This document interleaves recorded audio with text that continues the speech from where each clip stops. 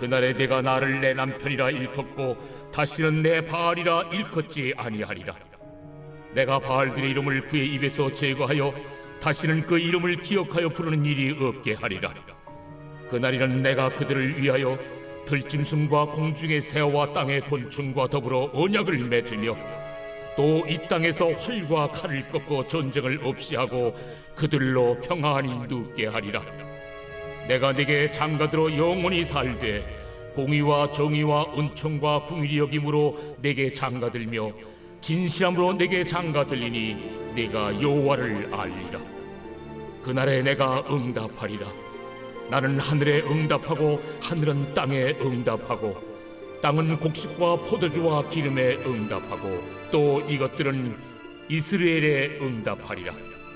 내가 나를 위하여 그를 이 땅에 심고 긍휼히 여김을 받지 못하였던 자를 긍휼히 여기며 내 백성 아니었던 자에게 향하여 이르기를 너는 내 백성이라 하리니 그들은 이르기를 주는 내 하나님이시라 하리라. 제6장.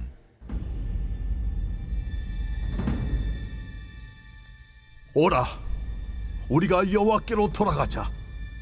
여호와께서 우리를 찢으셨으나 도로 낫게 하실 것이요 우리를 치셨으나 싸매어 주실 것임이라. 여호와께서 이틀 후에 우리를 살리시며 셋째 날에 우리를 일으키시리니 우리가 그의 앞에서 살리라. 그러므로 우리가 여호와를 알자. 힘써 여호와를 알자.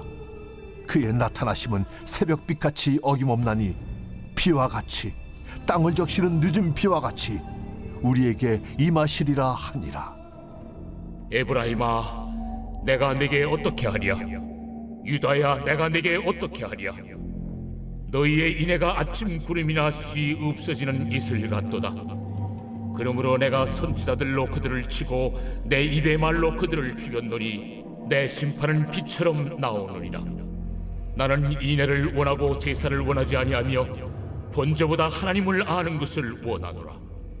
그들은 아담처럼 언약을 어기고 거기에서 나를 반역하였느니라. 길앗은 악을 행하는 자의 고울이라 피 발자국으로 가득 찼도다.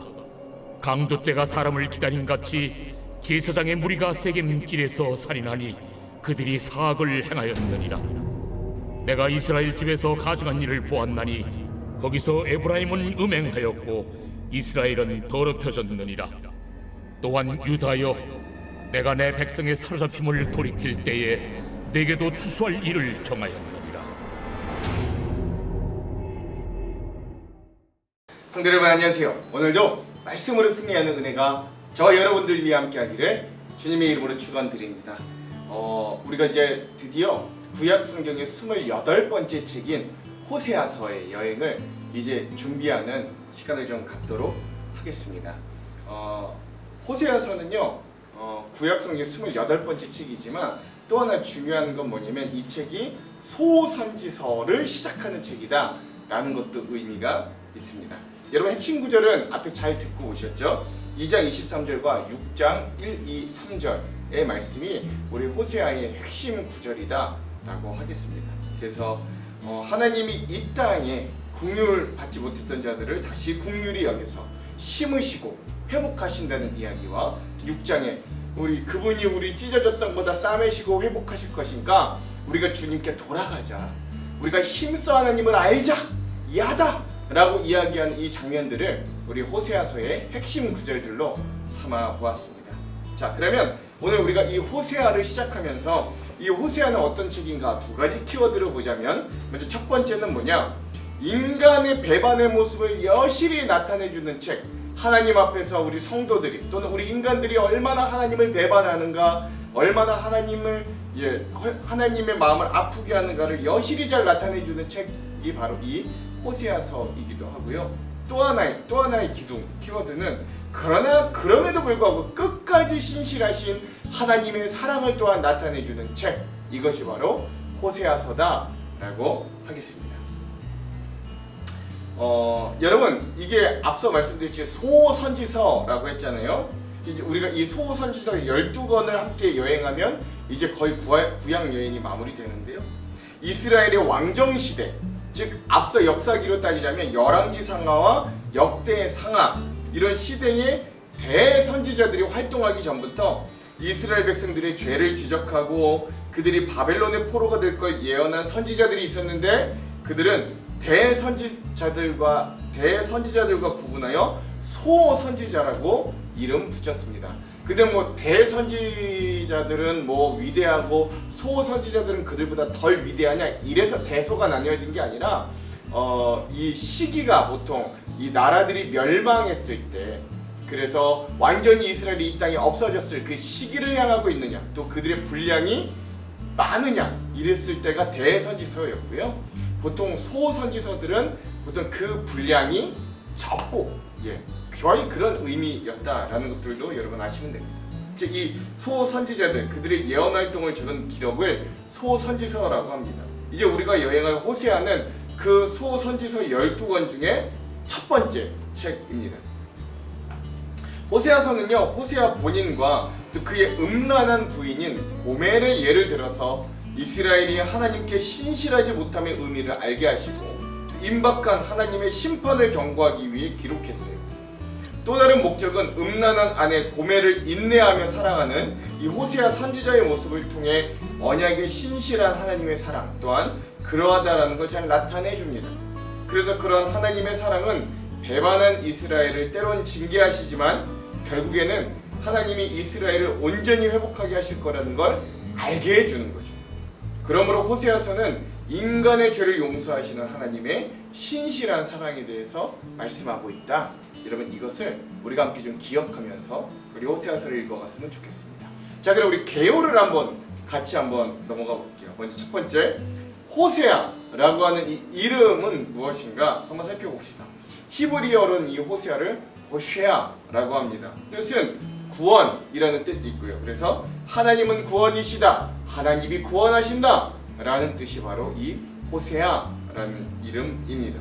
헬라어로는 어세예, 호시에라고 하고요.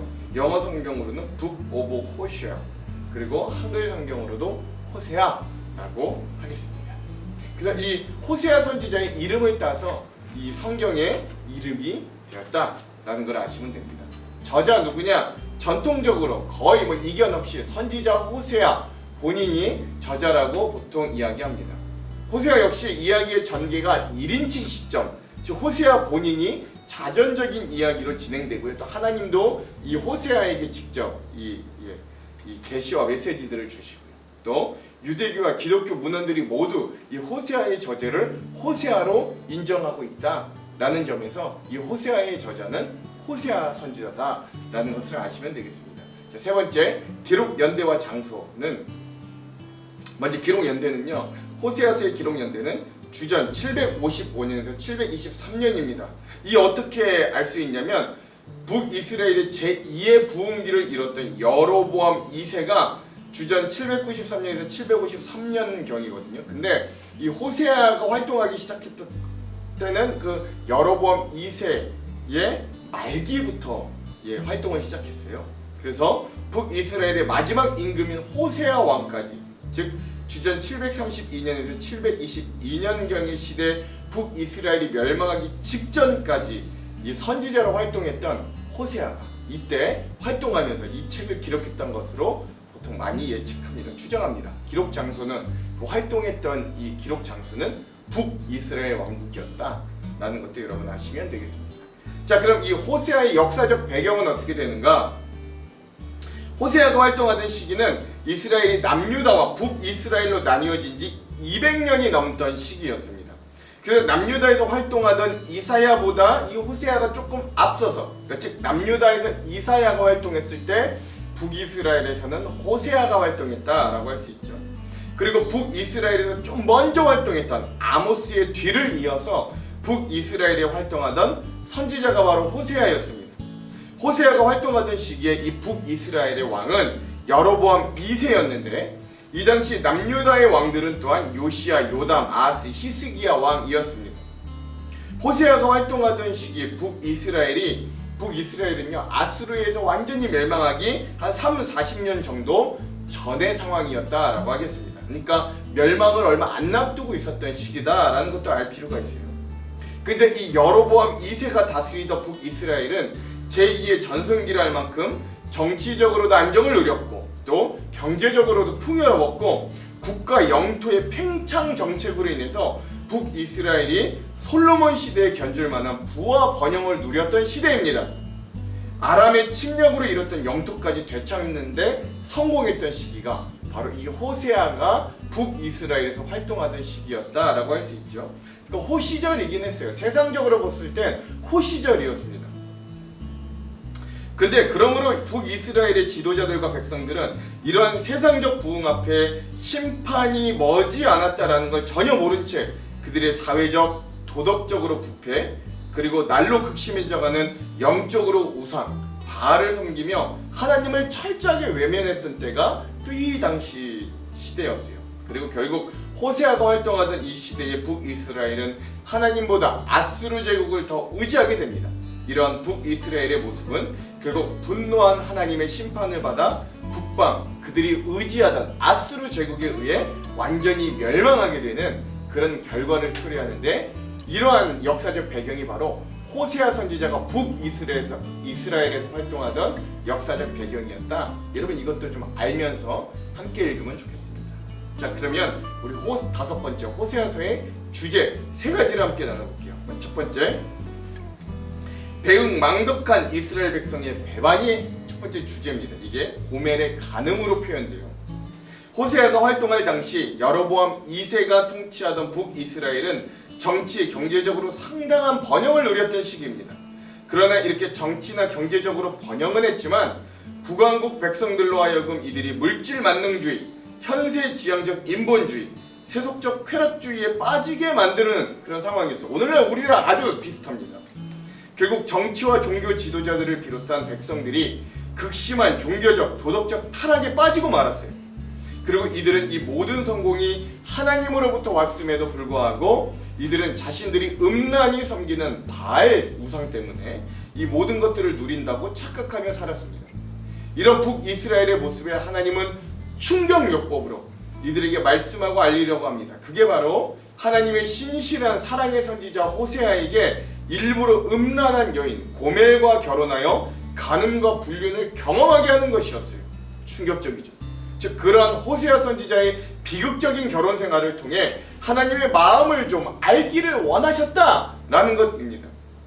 지금 북이스라엘은 번영과 쾌락의 우상 바알 앞에 모두가 고개를 숙이며 자기의 딸들마저 처녀성을 바알에게 바치는 상황에 하나님의 명령은 이 극단적인 교훈을 담고 있었다라는 것이에요. 그래서 음란한 아내 고멜의 모습은 호세아 당시 북이스라엘이 하나님의 율법보다 물질 앞에 머리 숙인 이런 성도들, 그들의 나라의 상태를 표징하기도 합니다. 그러므로 우리가 호세아서를 읽으면서 첫 번째로 깨달아야 될 건 세상적인 성공 앞에 우리가 영적으로 타락하면 안 된다라는 것이에요. 사업이 잘 되고 물질이 들어올 때, 세상적으로 잘 나갈 때 영적으로 도덕적으로 타락하기 시작하면 결국 그것이 우리가 성공하는 듯 잘 나가는 듯 보여도 멸망의 지름길로 나아가는 길임을 우리가 알아야 합니다. 그러므로 호세아는 풍요로운 물질, 말초적이고 매력적인 쾌락, 잘 되는 세상적 성공 앞에서 우리는 어떤 신앙인으로 서야 할 수 있는가? 라는 질문을 던지는 책이 바로 호세아다라고 할 수 있겠습니다. 자, 그러나 두 번째 주제는요, 자기의 백성을 향한 하나님의 신실한 사랑입니다. 이건 또 남편인 호세아의 신실한 사랑의 모습에서 드러나요. 앞서 말씀드렸듯이 호세아서의 처음 부분은 그의 결혼, 가정사로 꾸며져 있습니다. 하나님의 명을 받은 호세아가 성실하지 못한 고멜을 아내로 취하게 되고 그녀에게 두 아들 이스라엘과 로암미 그리고 딸 로루하마를 낳게 됩니다. 그리고 이 자녀들의 이름을 통하여 하나님이 이 백성을 흩어버릴 것이고 이제 너희는 내 백성이 아니다 라고 하는 이 하나님의 심판의 뜻이 이스라엘에게 증거되기도 해요. 그리고 그럼에도 불구하고 마지막까지 이 고멜을 버리지 아니하는 이 남편인 호세아를 통하여 징계와 회복을 약속하시는 하나님을 보게도 하시는 거예요. 북이스라엘의 계속되는 범죄, 이를 심판하시는 하나님, 심판을 피하지 못하는 파멸, 그러나 마지막 회복에 대한 약속 등 분명히 이스라엘은 하나님 앞에 범죄하였습니다. 그러나 호세아서 전체를 볼 때 죄인을 끝까지 사랑하시는 하나님의 모습을 발견하게 되는 거죠. 결국 마지막에 호세아가 고멜을 값을 주고 찾아오듯이 끝내 신실하신 사랑의 하나님께서도 이스라엘의 회복을 약속하십니다. 그래서 호세아서의 중심 주제는 그릇된 길로 향하는 당신의 자녀들에 대한 하나님의 신실한 사랑입니다. 끝까지 신실한 사랑이에요. 때로 하나님은 다른 길로 빠지는 또는 가늠하듯이 하나님에 대한 믿음을 배반하는 자녀들에게 징계하기도 하시지만 호세아서를 통해 곁길로 나아가는 당신의 백성에 대한 하나님의 애틋한 사랑을 끝내 붙잡으시고 계심을 우리에게 알게 해주는 거죠. 일반적인 부분은 상대방이 우리 인간들의 모습으로 봤을 때 우리 일반적인 부분은 상대방이 불륜을 저지르고 간음을 했을 때 보통 용서하지 못하고 갈라서게 됩니다. 그 상대방을 버리죠. 그러나 하나님은 그렇지 않으신 거예요. 호세아를 통해 그 음란한 아내를 값을 주고 다시 데려와 받아들이게 하듯이 하나님도 자신의 독생자를 주시는 값을 주시기까지 하나님을 배반한 우리를 끝내 찾으시고 구원하고 돌아오게 하신다라는 모습을 이 남편 된 호세아의 모습을 통해 하나님의 모습을 발견하게 하는 것, 이게 호세아서의 두 번째 주제입니다. 자, 세 번째 주제, 하나님을 알자, 힘써 하나님을 알자 라고 하는 주제예요. 이거 야다라고 하죠. 깊은 경험을 통해 알 수 있는 깊은 알에 대한 주제입니다. 호세아는 이러한 자신의 가정사를 통해 이스라엘 백성들에게 우리의 모습이 바로 이 신실하지 못한 아내 고멜과 같음을 나타냅니다. 그러면서 이스라엘 백성들에게 회개를 촉구해요. 그런데 그냥 회개를 촉구하는 게 아니라 그는 하나님을 힘써 알자고 외칩니다. 오라 우리가 여호와께로 돌아가자. 여호와께서 우리를 찢으셨으나 도로 낫게 하실 것이요 우리를 치셨으나 싸매어 주실 것입니다. 여호와께서 이틀 후에 우리를 살리시며 셋째 날에 우리를 일으키시리니 우리가 그의 앞에서 살리라. 그러므로 우리가 여호와를 알자. 힘써 여호와를 알자. 그의 나타나심은 새벽빛같이 어김없나니 비와 같이 땅을 적시는 늦은 비와 같이 우리에게 임하시리라 하니라. 아멘. 그렇습니다. 근데 여기서 우리가 힘써 하나님을 알자, 여호와를 알자라고 하는 단어는 히브리어의 야다에 속합니다. 이 야다라는 단어는 그냥 지식적으로 안다라는 것을 뜻하지 않아요. 이렇게 알게 되면 마치 부부가 서로 잠자리까지 같이 하여 함께 삶을 공유하고 살아내므로 상대에 대해서 경험적으로 알게 되는 어떤 그런 깊은 암, 경험을 통해서 알게 되는 그런 암을 알에 대해 이야기합니다. 즉 이 백성들이 하나님을 배반하고 다른 곳에서 성공과 복을 찾는, 구원을 찾는 이유는 바로 하나님에 대해 잘 알지 못하였다라는 호세아의 진단이 있었던 거예요. 그러므로 오늘 우리도 정말 하나님을 온전히 알기 위해 애쓰는가? 아니면 내가 원하는 대로 성경을 듣고 읽고 보는 것이 아니라 정말 하나님의 뜻이 무엇인가를 알기 위해 이 말씀을 듣고 읽고 묵상하는가? 우리는 이 말씀 안에서 하나님의 뜻을 찾는가? 아니면 나의 욕망을 성취할 그 어떤 동기와 의미들을 찾는가? 우리가 호세아서를 통해 우리의 모습을 되돌아보고 우리가 정말 하나님을 알기 위해 쓰는 사람들, 정말 그 야다의 암, 경험을 통해 깊이 하나님을 알게 되는 그 하나님의 마음도 한번 우리가 추스려보는 그런 귀한 여행 시간이 이 호세아 여행 시간이 되기를 간절히 소망합니다. 이게 세 번째 주제였어요. 자, 그럼 우리가 마지막 여섯 번째로 이 호세아서의 구조를 살펴보겠습니다. 호세아서는 네 부분으로 나뉘어집니다. 먼저 첫 번째는 1장에서부터 3장까지인데 고멜과 호세아의 결혼 생활을 통해 보는 하나님과 이스라엘의 관계입니다. 그래서 첫 번째, 호세아와 고멜의 결혼 생활을 이야기해 줍니다. 자녀들의 이름 뜻도 나오죠. 보통은 근데 이 고멜이 바람을 피고 호세아는 그녀를 데리고 오는 모습을 보여줍니다. 둘째, 그것을 통해 이스라엘의 우상 숭배와 고멜의 간음을 비교하고요. 셋째, 고멜이 호세아에게로 돌아오듯 이스라엘이 하나님께로 되돌아오는 것들을 보여주는 장면이 바로 1장에서 3장의 부분입니다. 이 호세아의 가정을 통해 이런 모습을 묘사해 주는 거죠. 자, 두 번째 파트가 4장에서부터 7장인데요. 이스라엘의 죄에 대한 고발과 하나님의 거룩하심을 나타냅니다. 첫 번째, 이스라엘 전체 백성의 죄악을 고발하고요. 둘째, 제사장들과 지도자들의 죄를 또한 고발합니다. 그리고 나서 셋째, 회개하라. 그리고 우리가 하나님을 힘써 알자 라고 이야기하고 마지막 네 번째, 왕궁에서 왕의 죄악까지도 고발하는 모습이 바로 이 두 번째 파트입니다. 자, 세 번째 파트는요 8장에서 10장인데 이스라엘의 고난과 하나님의 공의로운 심판의 모습을 나타내줘요. 첫 번째, 이들이 아시리아 제국을 의지함으로 비극의 수확을 걷게 되고, 결국 둘째, 그들이 하나님보다 더 의지하였던 아수르, 하나님을 의지하지 않고 바람을 펴서 의지한 이 바알신뿐만 아니라 이 아수르에게 오히려 그들이 끌려가 포로가 되는 상황을 이야기해 줍니다. 그리고 셋째, 이들이 결국 그 징계를 받아 성전이 황폐화되고 나라가 망하는 모습까지도 보여주는 게 이 세 번째 파트입니다. 마지막 네 번째 파트는요 이스라엘의 구원과 하나님의 신실한 사랑을 나타내 주는데 11장에서 14장 마지막 부분입니다. 첫 번째, 이스라엘을 향한 하나님의 자비와 사랑을 그래도 나타내 주시고요. 둘째, 에브라임의 배은망덕과 죄악이 야곱의 경험과 대조를 시켜서 또 보여주시고, 셋째, 에브라임에 임한 이 북이스라엘에 임한 하나님의 심판을 다시 한번 보여주지만, 마지막 넷째, 그럼에도 불구하고 이들에게 돌아오라는 탄원과 완전한 회복에 대해서 약속해 주심으로 이 호세아가 마무리된다. 호세아가 이렇게 네 부분으로 구성되어 있다라는 것도 우리가 알고 나서 우리가 내일부터 본격적으로 이 호세아 여행을 즐겁게 했으면 좋겠습니다. 자, 그럼 제가 기도할게요. 하나님, 오늘 우리가 이 호세아서의 여행을 떠나기 전에 이 호세아서의 전체 지도 보기를 통해 하나님이 이 호세아를 통해 우리에게 주시는 메시지들이 무엇인지 오늘 우리가 대략적으로 살펴보았습니다. 하나님, 오늘 우리가 이 말씀들을 읽고 묵상하며 하나님을 진정 알게 되기를 원합니다. 우리는 고멜과 같이 하나님을 배반하고 배신하지만 그럼에도 우리를 끝까지 붙잡으시고 우리에게 끝까지 신실한 사랑을 주시는 그 하나님을 우리가 이 여행 가운데 만나기를 간절히 소망합니다. 그러니 우리도 그 하나님을 진정 알기 위해 쓰고 그 하나님께로 돌아가기 위해 쓰는 이 말씀의 여행 시간 될 수 있도록 우리를 변화시켜 주시옵소서. 그렇게 하실 주님을 기대하오며 예수님 이름으로 기도합니다. 아멘.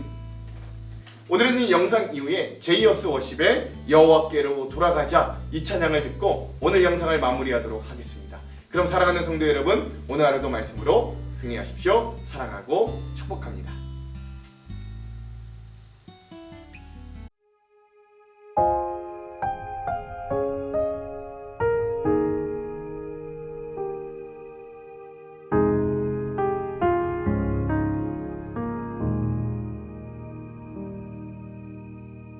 내 백성이 나를 떠나